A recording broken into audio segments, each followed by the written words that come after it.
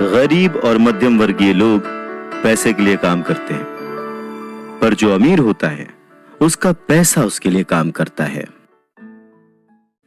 और आज हम चर्चा कर रहे हैं रॉबर्ट टी कियोसाकी की लिखी book rich dad poor dad पर। स्कूल जाओ और मेहनत से पढ़ो, ये जो लाइन है याद करिए, बचपन में हम सब ने सुना है और एक बार नहीं कई बार सुना है। रिश्तेदारों से, घर वालों से, टीचर से, हर एक से, स्कूल जाओ और मेहनत से पढ़ो।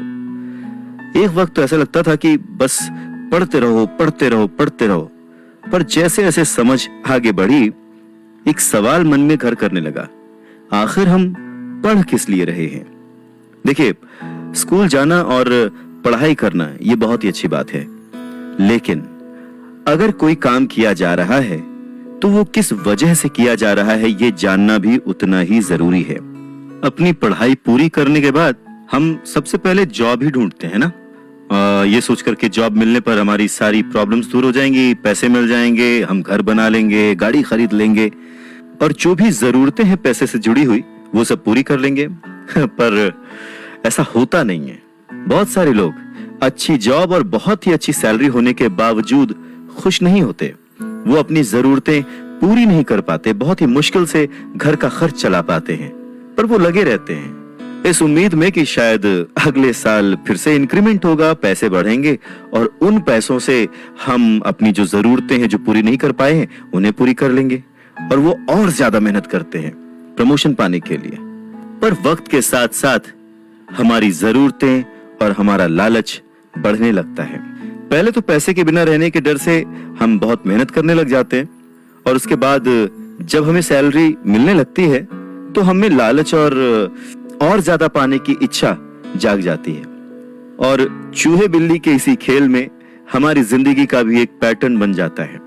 ज्यादा मेहनत करो, ज्यादा पैसे कमाओ, ज्यादा पैसे कमाओ, घर का खर्च चलाओ, पैसे खत्म, फिर ज्यादा मेहनत करो।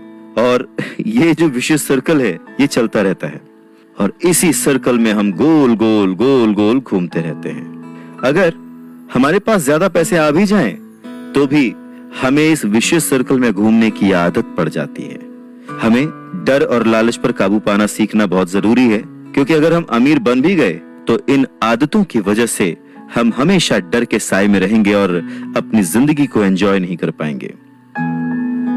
पहले के जमाने में शिक्षा एक जरिया थी लोगों की पर्सनैलिटी डेवलप करने का और आसपास के हर विषय में उन्हें जानकारी देने का। पर वक्त के साथ साथ पढ़ाई का लक्ष्य, उसका गोल बदल गया। पढ़ाई का मकसद रह गया बड़े होकर अपनी जीविका चलाना, ब्रेड एंड बटर कमाना। और इसमें कुछ गलत भी नहीं है।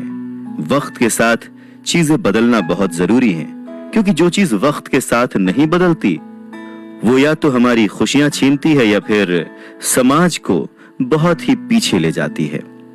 रॉबर्ट टी कियोसाकी ने इस बहुत ही अहम मुद्दे को यहाँ पर उठाया है अपने book rich dad poor dad में। क्या खूब कहा है कि बचपन से ही अगर हम बच्चे को मनी को एज अ सब्जेक्ट बच्चों को पढ़ाना शुरू करें, उन्हें यह समझाना शुरू करें कि उसे कैसे मैनेज किया जाए, तो बड़े होने पर बच्चों की बहुत सारी प्रॉब्लम्स अपने आप ही सॉल्व हो जाएंगी। बच्चा खुद उन्हें सॉल्व करने की क्षमता रखेगा। पर कहीं ना कहीं रॉबर्ट टी कियोसाकी ने इस बात का पूरा ध्यान रखा है कि पैसे को रिश्तों के ऊपर न रखा जाए। तभी तो उन्होंने इस विषय को रिश्तों के माध्यम से ही समझाने की कोशिश की है। रॉबर्ट टी कियोसाकी के पहले जो डैडी थे वो हमेशा ये कहते थे कि मैं इसे कैसे खरीद सकता हूँ। वहीं जो उसके दूसरे डैडी थे वो कहते थे मैं इसे क्यों नहीं खरीद सकता हूँ। दोनों की सोच में अंतर था, दोनों के शब्दों में अंतर था। यानी कि जिसे हम जिंदगी में पाना चाहते हैं, जिसे संभालना चाहते हैं, जैसे कि पैसा, तो उसके बारे में अगर बचपन से जाना जाए तो क्या ये सही नहीं होगा? आज जिस तरह से पढ़ाई की जाती है, बच्चा ग्रेजुएट होकर सोचता है कि अब मैं कौन सी नौकरी करूंगा। क्या ये सही नहीं है कि थोड़ा और पहले से बच्चे को इस विषय के बारे में और अच्छे से और डीपली पढ़ाया जाए, समझाया जाए? ये तो वही बात हो गई, जाना था जापान, पहुंच गए चीन। यानी कमाना था पैसे, पर जब तक इसकी समझ आई तब तक बहुत देर हो चुकी थी। यानी कि हमें सबसे पहले ये समझने की जरूरत है कि हम खुद एक्सेप्ट करें कि हम इसे कैसे पा सकते हैं, इसे कैसे संभाल सकते हैं, और वही सही शिक्षा हम अपने आने वाली पीढ़ी को भी दे सकते हैं।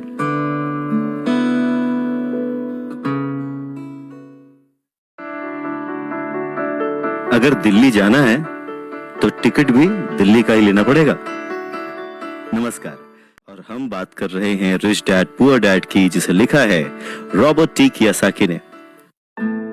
ये कितना सच है ना कि अगर हमें किसी मंजिल की ओर बढ़ना है तो हमें उसी दिशा की ओर रास्ता तय करना पड़ेगा, सफर करना पड़ेगा, मुश्किलों से जूझना पड़ेगा, और तब कहीं जाकर उस मंजिल को हम पा सकते हैं।